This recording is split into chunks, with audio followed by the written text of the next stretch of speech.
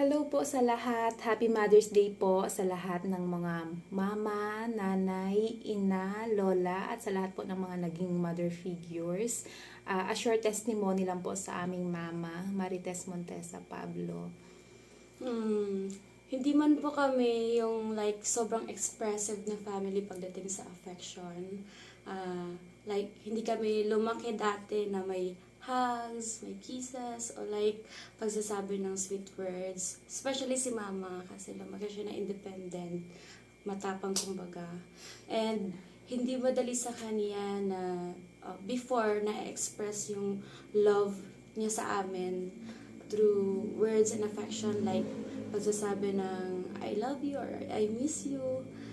And kami din, katulad din ng mga ibang pamilya, mga anak na sumasagot-sagot din before or May mga hindi maraming misunderstandings, gano'n. Yes. Pero never naming na-question yung pagmamahal ni mama sa amin. At sa kabila po ng mga yon, ramdam na ramdam po namin yung pagmamahal niya sa paraan po ng kanyang pag-aalaga, pagsasakripisyo, at sa tahimik niyang pag-iintindi po sa amin. So habang po tumatagal, nakikita namin kung paano niya sinusubukang baguhin yung kinalakihan niyang ugali.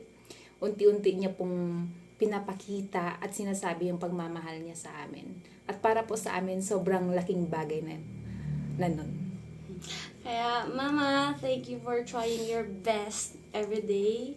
We see you, we appreciate you, and we love you so much. Happy Mother's Day, Ma! Thank you po sa lahat ng sacrifices, ng love at pag-aalaga mo po sa amin araw-araw.